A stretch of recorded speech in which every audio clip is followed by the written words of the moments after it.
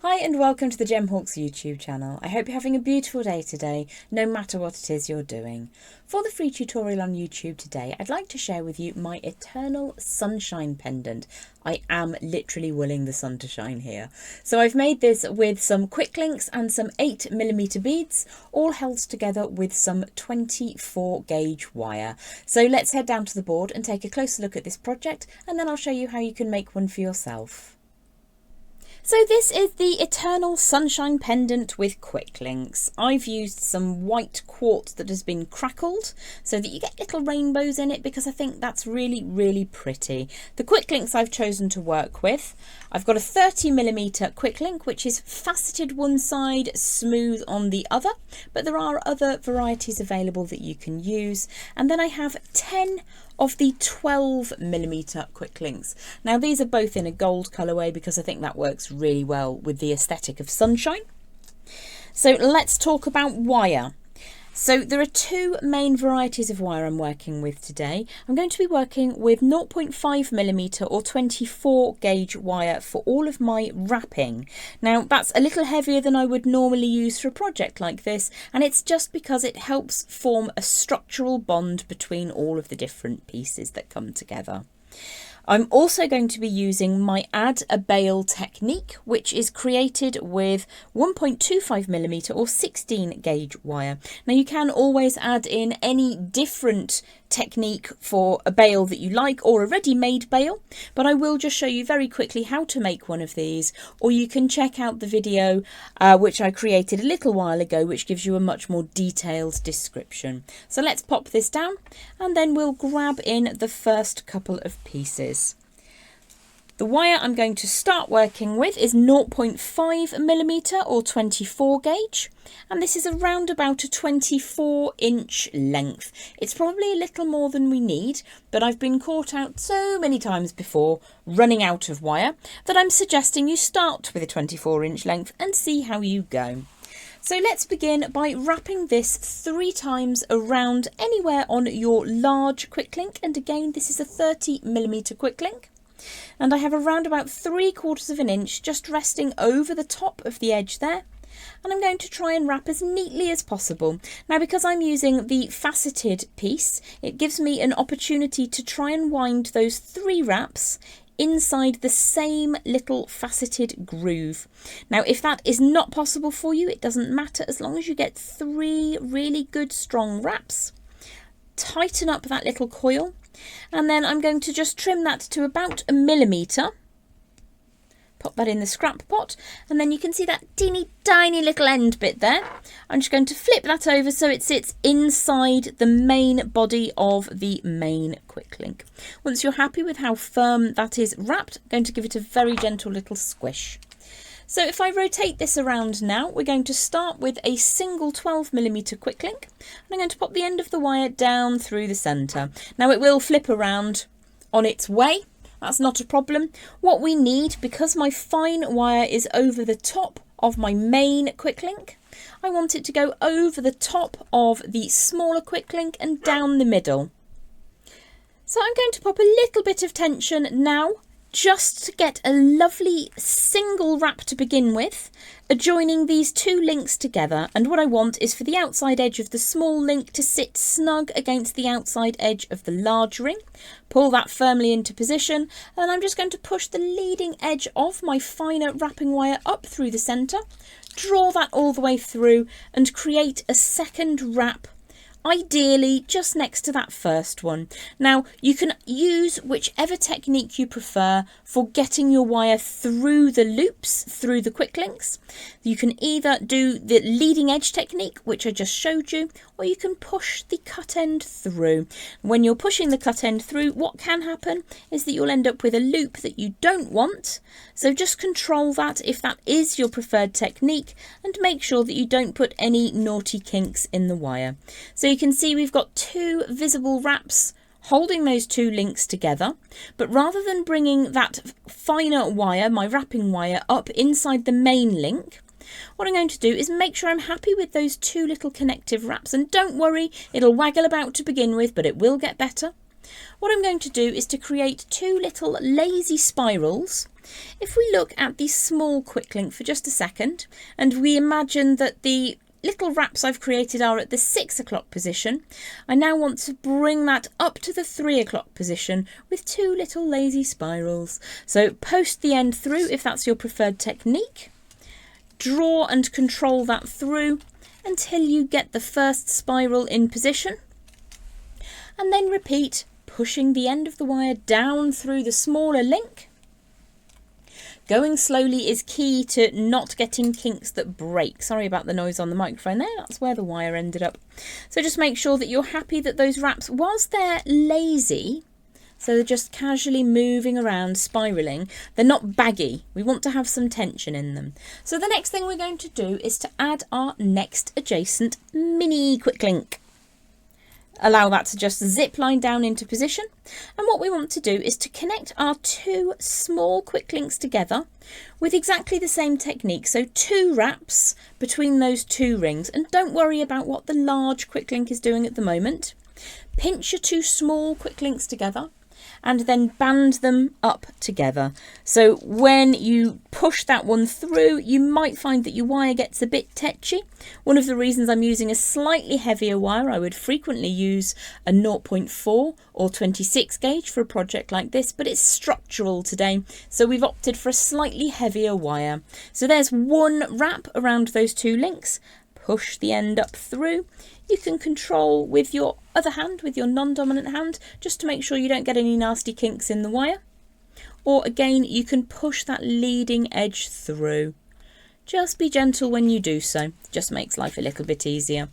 So we've got two neat wraps now. What we're going to do on the back of the design is just pull that wire across. Now this does lift it slightly so that it crosses over at the back. Turn it back to the front, and we're just going to now bring that finer gauge wire up between the small link number 2 and the large link.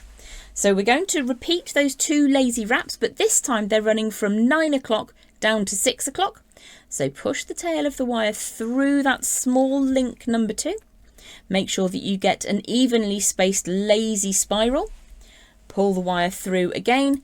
Push the tip down through link number 2, small link number 2, and then get that to sit against the main quick link. Now you may need to just push that wrap so that it sits equally and symmetrically with your other wraps. And then we're going to work on bringing small link 2 together with our main link. So let's just push that leading edge of the wire through, draw that all the way around. Now when you get more used to wrapping with wire, you can make a little needle or a little hook with the end of your wire, and you can start making it a little bit quicker by pushing the end of your wrapping wire down through the small quick link and up through the large quick link in one manoeuvre. You do still need to be careful that you don't get any kinks in the wire, but it's just a way of speeding things up a little bit when you feel a little more confident. If you're completely new to wire wrapping, don't even worry about it.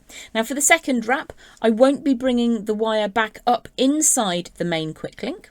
I'll be bringing it up around the side, the right hand side.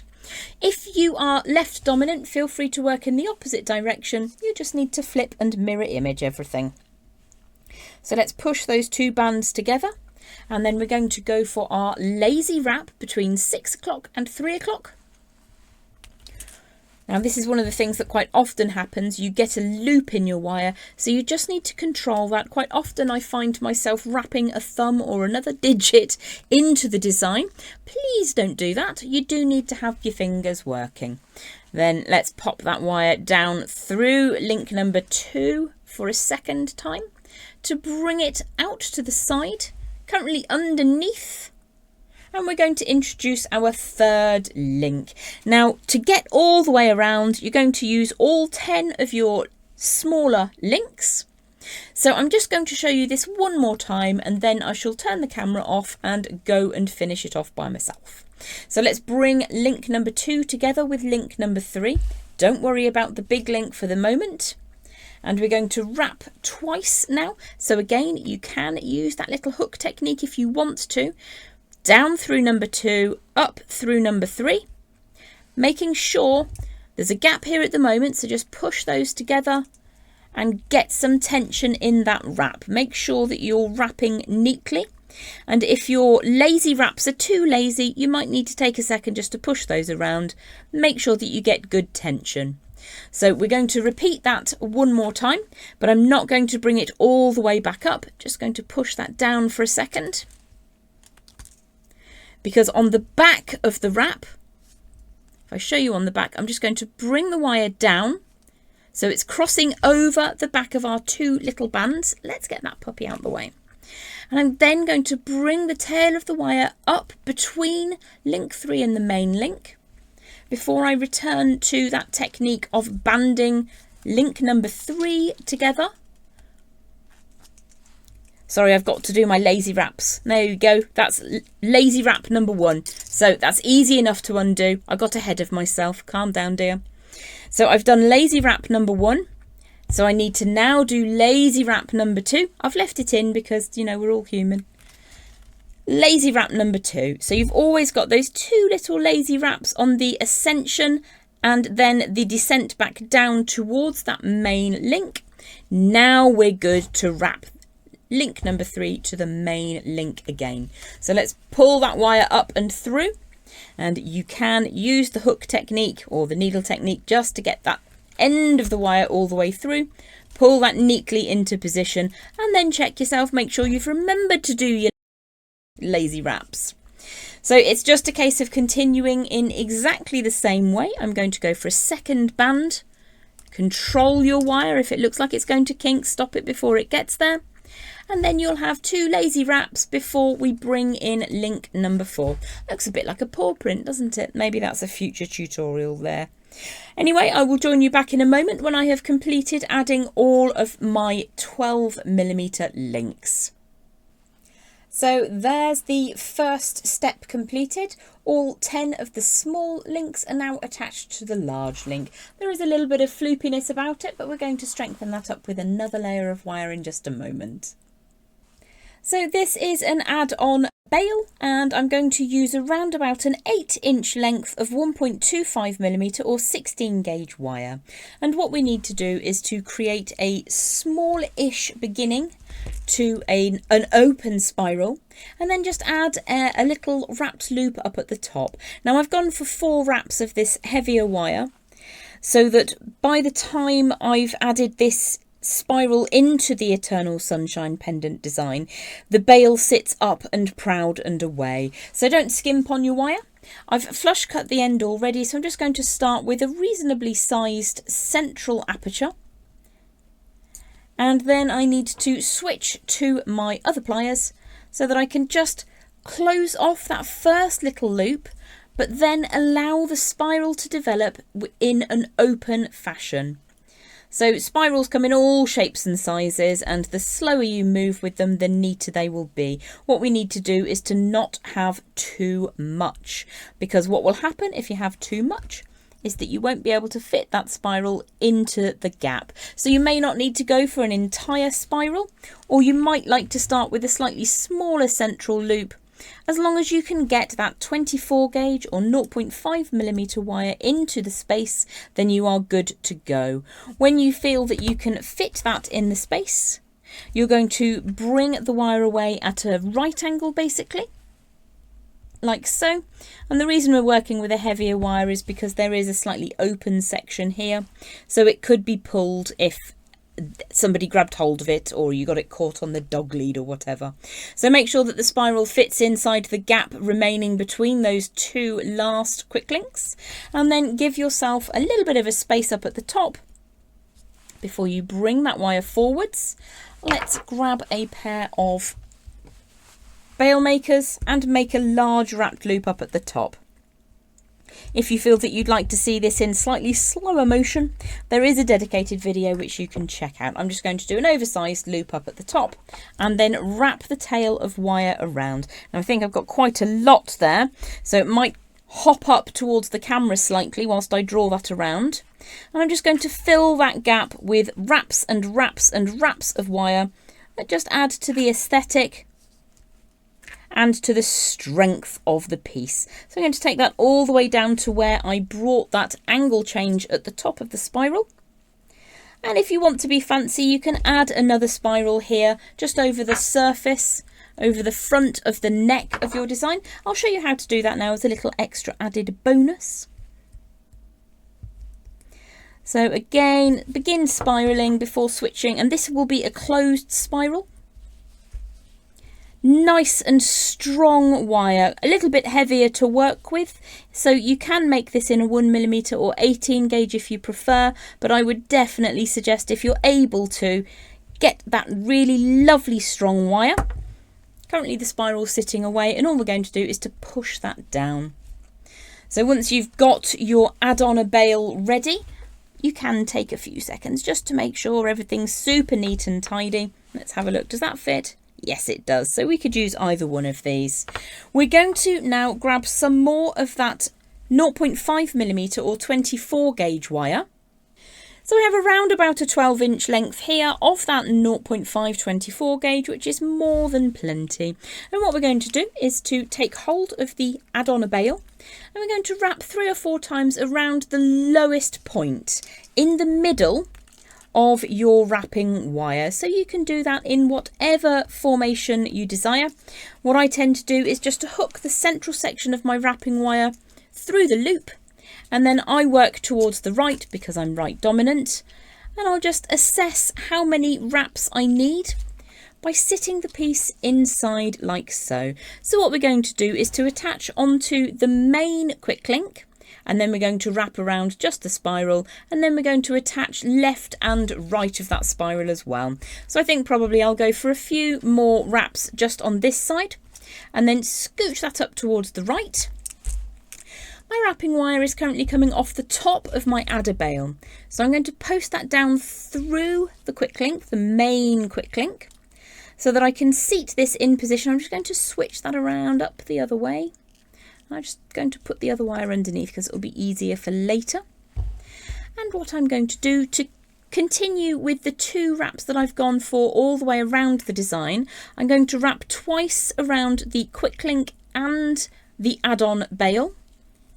And then I'm going to continue with, you can either go for full tight wraps around the spiral section of your add-on bail, or you can go for lazy wraps like we did on those smaller quick links earlier on. I think I might get another one just about in there. And you may come across this issue. So you may find that you just need to move where that central spiral sits so that you can get better access with your finer gauge wrapping wire. And what I'm going to do now is wrap twice around both the quick link and the spiral. Let's just flip that over. Pinch that into position. I might even go for 3 wraps, it depends how I feel. Let's see what it looks like. So you can see that my wire, because it's that little bit heavier, has got this little kink in it. Just give it a very gentle nudge to get it to sit straight, and then make sure that the outside edge of your spiral is butting up against the outside edge of your quick link. You can, if you're clever, just hook that through and round to make sure that I think I'll stick with 2 if I'm completely honest. So in order to preserve space on the outside of my Eternal Sunshine Pendant, I'm going to continue wrapping my finer gauge wire around the spiral itself. So let's just push that up inside the dead centre of the spiral like so. Just carefully control that if your wire's getting tense so that you can maintain the neatness of your design. And what I'm going to do here is wrap 3 times as basically a full stop, and just a way to be sure that it's nice and strong. So let's post that up inside the spiral one last time, all the way around. And if I flip this over to the rear of the design, I'm going to cut that to around about 1mm, pop that to one side for later. And hopefully you'll be able to see that there's a tiny little sticky outy bit. You can just see it glinting in the light, which I'm going to push inside that spiral in order to get a nice safe finish. So if I flip this over to the other side, you'll need to repeat in the opposite direction, and your spiral will be slightly mobile, which I'm not going to worry about. Now you can take pains to ensure that you've got the same number of wraps between each of the cardinal points that you're attaching. If that doesn't bother you, don't let it bother you. That's absolutely fine. Now I've got a heck of a kink here, So if you get a heck of a kink like this, just take a moment to give it a little bit of warmth and then try to prise it open rather than to pull it through. So you can see that that's softened up slightly, and that should be just enough to allow me to bring that all the way through that quick link. So we've rescued ourselves from a snapping there. So we're going to wrap twice now around the spiral add-on a bail and the last quick link on this side. So I've got 2 connections, and then I'm going to finish off with 3 wraps on the add-on bail. So let's go 1 and 2, and this will be the visible 3rd wrap. So again, trimming to a little bit around about 1 millimetre past the top of the wire. And again, if I put my finger underneath, you'll see where that sticky uppy bit is. And what we're going to do is to push that down into the spiral so that it's neither visible nor sticky uppy. Now you may need to use needle pliers, or you may need to just use your fingernail, which is what I'm going to do, just to draw that down into position, and then just give it the rub test to make sure that it doesn't catch on anything. So in the outro to today's video, there's going to be a photograph of a piece much like this. So I think that as a piece by itself looks absolutely delightful. So that's one of the variations of the Eternal Sunshine Pendant. So this by itself is a pleasant piece of jewellery and quite sunshiny, but if you'd like to know how to turn that into this, let's head back down to the board and I'll show you how to add those beads in. So I've allowed around about 14 to 15 inches of that 0.5mm or 24 gauge wire to add on our beads. The beads in question I've gone for are white crackle rainbow quartz, and these are 8mm rounds. So let's start by adding our finer gauge wrapping wire on, and I'm going to again push that over the top, and I'm going to start on that small link number 1 and allow about 3/4 of an inch over the top. And I'm going to wrap away from the centre. So I'm going to wrap 3 times as a nice way to add on securely. Let's push that wire all the way through, and because you're working in quite close quarters, you might like to use a pair of chain nose pliers just to help you get that nice and secure. So that will be 3 visible wraps, so let's just tighten that up first and foremost. And if I bring the wire up inside that first link, grab my flush cutters and trim that so that it ends inside that link. And then just get that looking neat and tidy. Now what I'm going to do is to push that all the way down as far as it will go so that it sits up against where we added the last little bit of spiraling on. So this is again a repeating technique. What we're going to do is to grab ourselves a bead. The key here is that my finer wrapping wire is over the top. Slide the bead into position, and there are 2 ways that you can do this. My preference is to wrap twice around both link number 1 and link number 2. So the wire comes all the way over the top into link number 2. Allow that to go all the way down into the currently empty link number 2. Make sure that that's not too tense, but that the wire sits neatly above the 2 wraps that we created earlier on when we were adding those 2 links together. And then I'm going to bring that finer gauge wire back up inside link number 1. Controlling that with my non-dominant hand so there's no nasty kinks occurring, and then pull that firmly so that we get good tension, and then make sure everything sits nice and smoothly. Now very, very gently, because we've got crossing over wires underneath, I'm just going to make sure that that's taut.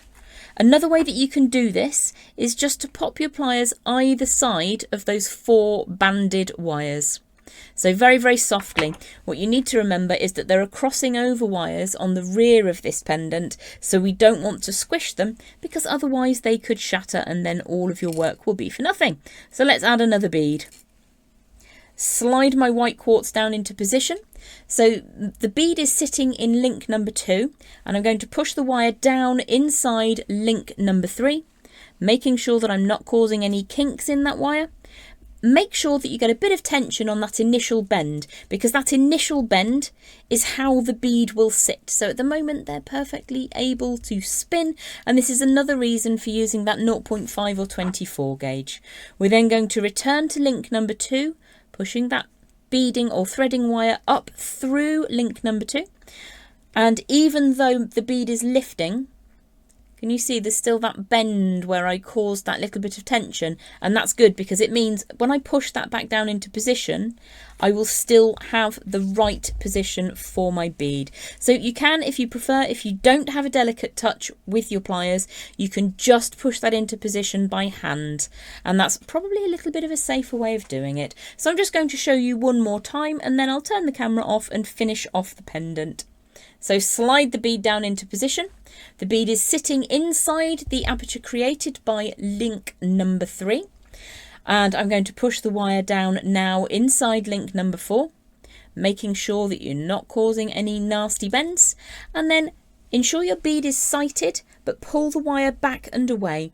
So that wire is now knows where it's got to go. So if the bead lifts whilst you put the wire back up inside link number 3, it doesn't matter, because when you control that loop of wire, everything's going to sit nice and neatly, because you already decided where the first bend was going to be. So I'm just going to use my hands to give that a bit of a squish. Continue all the way around until you get to the other end, and finish off with 3 wraps, moving outwards and away from that add-on bail.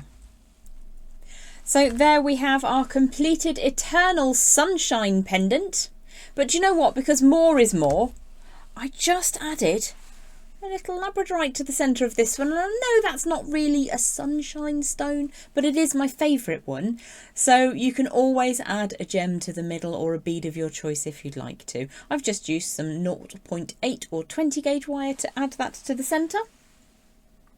And I'll just pop a photo of that on the outro as well. Have yourself a beautiful day, and I'll see you back soon. Bye for now.